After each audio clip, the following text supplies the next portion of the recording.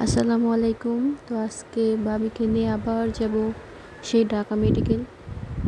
তো পিজিতে পরীক্ষা করানো হয়েছে, এখন আরেকটা পরীক্ষা ঢাকা মেডিকেল করা হবে।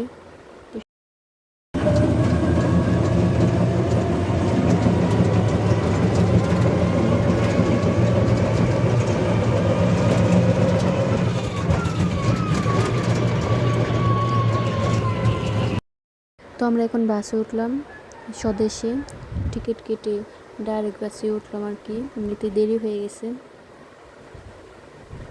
গুলিস্তান থেকে আবার রিক্সায় উঠলাম ঢাকা মেডিকেলের উদ্দেশ্যে। এই 5 মিনিটের রাস্তা, হেঁটেই যাওয়া যায়, তারপরেও আমরা রিক্সায় নিলাম। সুন্দর এনকে ভাড়া গেলেন না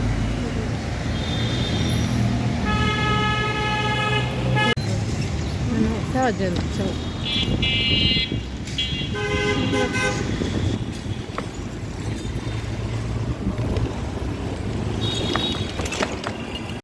আমরা মেডিকেলের ভিতরে এসে পড়ছি, বাইরে অনেক ভিড়, সিরিয়াল। আমাদের সিরিয়াল লাগে নাই, আমাদের লোক ছিল আগেরই, তো আমি আগেই বলে দিছি, উনি টিকিট কেটে রাখছে আগে। এখন আমরা ডাইরেক্ট পরীক্ষার রুমে যাব। তো আমরা এখন আল্ট্রা রুমে চলে আসছি, ভাবি সিরিয়ালে দাঁড়াইছে, আমি একটু দূরে এসে পড়ছি। এত পরিমাণ ভিড়, এখানে দাঁড়ানোই অসম্ভব ছিল। আর এখানে সুস্থ মানুষ গেলে অসুস্থ হয়ে যাবে, কারণ এখানে অসুস্থ মানুষ বসে রয়েছে, এখানে অসুস্থ মানুষ শুয়ে রয়েছে, এর পা ভাঙা, এর হাত ভাঙা। আল্লাহ, কত রকমের মানুষ দেখা যায়। তো এই মহিলা আবার ঝগড়াই লেগে গেছে যে একটুকুনি নাকি অনেকক্ষণ দাঁড়াইছিল।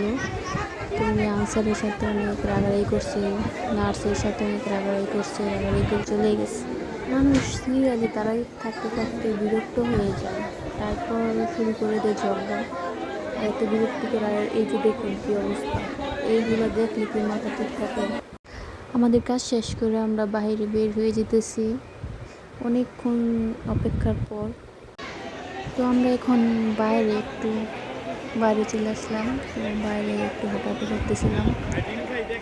ভিতরে মানুষ গেলে তার দম বন্ধ হয়ে যাবে, এত বাজে পরিবেশ, মানে কি বলবো। না একটা বসার জায়গা, না পাখা আছে, না বাথরুম আছে, কিচ্ছু ভালো নেই। এখন আমরা ঢাকা মেডিকেল থেকে আবার এসে পড়ছি পিজি হাসপাতাল, কারণ ভাবি রিপোর্ট ছিল এখানে। তো রিপোর্ট নিয়ে ডাক্তার দেখামু, সেই জন্য আবার ঢাকা মেডিকেল থেকে পিজি হাসপাতাল আসলাম। দৌড়াদৌড়ির আর শেষ নাই, একদিনেই 2 মেডিকেল দৌড়াদৌড়ি। তো রিপোর্ট নিয়ে এখানেও আইসা দেখি এত ভিড়, সিরিয়ালে দাঁড়ায় ছিল। তো কাজ শেষ করে আমরা বাহিরে বের হয়ে গেছি। তো বরাবরের মতো আমাদের আজকেও অনেক খিদা লাগছে, সেজন্য আমরা সেই আগে রেস্টুরেন্টে গেছি খাওয়ার জন্য। তো ভাবি বলতেছে এই রেস্টুরেন্টের খাবার নাকি অনেক ভালো, সেই জন্য আমি সবসময় এটাতেই আসি আর এই রেস্টুরেন্টেই খাই। আমরা আজকেও ডিম খিচুড়ি নিয়েছিলাম, কারণ এটাই আমাদের কাছে ভালো লাগছে। আর আজকে এক্সট্রা নিচে হয়েছে মুরগির মাংস।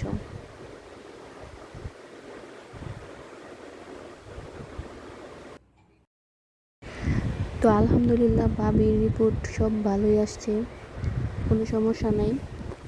তো ডাক্তার দেখে তারপর ওষুধ দিয়ে দিছে। এখন বাজে বিকেল 6টা। তো 2 মেডিকেল দৌড়াদৌড়ি করে আমাদের সময় শেষ। তো আমরা বাসার উদ্দেশ্যে রওনা দিলাম। ভাবতেছি যে ধান ক্ষেতের পাশ দিয়ে যেতেছি, ধান ক্ষেতটা একটু দেখে যাই ধান পাকছে কিনা। তো এই যে ধান ক্ষেতের কাছে আইসা করছি, এগুলো নতুন রাস্তা হয়েছে, আমাদের গ্রামের এই রাস্তাটা অনেক সুন্দর, পরিবেশটা অনেক সুন্দর।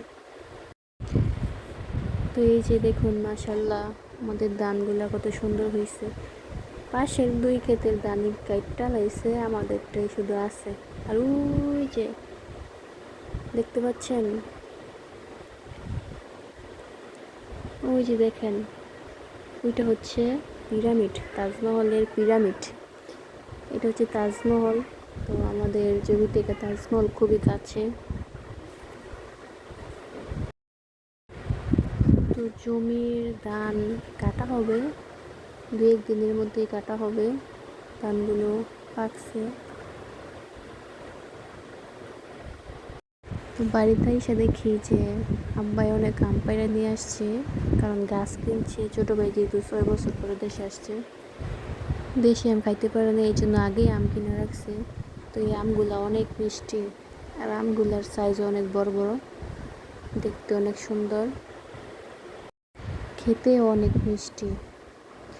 তো বাড়িতে এসে আগে আম খাইলাম, কারণ মিষ্টি মিষ্টি আম অনেক স্বাদ লাগে। তো এইগুলো হচ্ছে কাঁচা আম, এগুলো দিয়ে আচার বানানো হবে ছোটো ভাই দেশের বাইরে নিয়ে যাওয়ার জন্য, যাওয়ার সময় নিয়ে যাবে। তো এই আম দিয়ে আচার বানাবো আর মুরব্বা বানাবো, যেন যাওয়ার সময় ছোটো ভাই সৌদি আরব নিয়ে যেতে পারে। তো আমাদের ভিডিওটি ভালো লাগলে অবশ্যই সাবস্ক্রাইব করে আমাদের পাশে থাকবেন। আল্লাহ হাফেজ।